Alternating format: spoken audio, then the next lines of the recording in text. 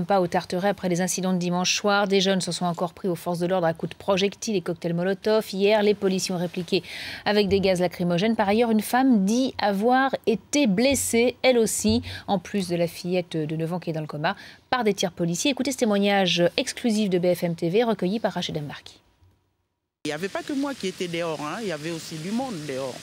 Donc je partais tranquillement et puis quand j'ai vu vraiment que ça chauffait, je voulais aller m'abriter dans l'immeuble en face. Juste au moment où j'allais partir, je commençais à partir, j'ai fait dos à la police. À ce moment-là, les jeunes, ils ont déjà jeté des cailloux et c'était rapide, c'était très très vite.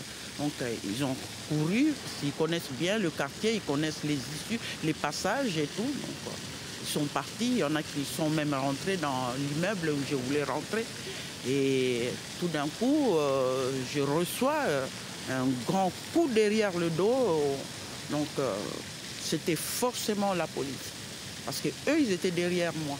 Donc je suis reparti, je suis parti voir l'un des policiers. J'ai dit, vous m'avez tiré dessus, c'est vous. Il m'a dit, madame, désolé, mais on ne peut rien faire pour vous. Et pendant ce temps, j'ai saigné parce que quand j'ai essayé de toucher un tout petit peu, donc je m'étais blessé. J'avais du sang dans les mains. Je suis parti les voir pour essayer, pour voir s'ils pouvaient faire quelque chose pour moi. Non, on m'a clairement dit qu'on ne pouvait rien faire pour moi. Alors la fillette grièvement blessée à la tête dimanche est toujours dans le coma. On le rappelle, l'avocat de la famille met en cause les policiers et assure que c'est bien un tir de flashball qui a touché la petite fille. Près d'Evry, en direct pour BFM TV, on retrouve à présent Maxime Queny. Maxime, la mère de l'enfant va être entendue cet après-midi.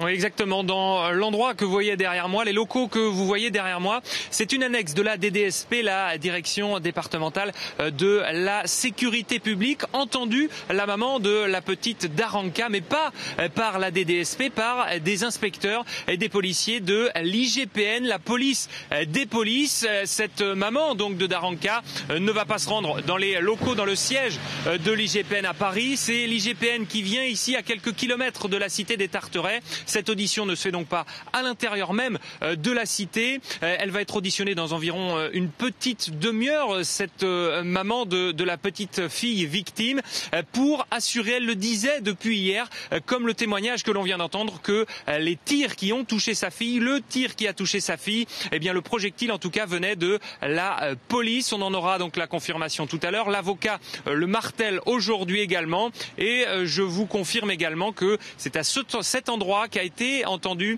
la deuxième personne touchée par des tirs et c'est à cet endroit derrière moi qu'elle a assuré aux policiers que le tir qui l'avait touché venait effectivement de la police.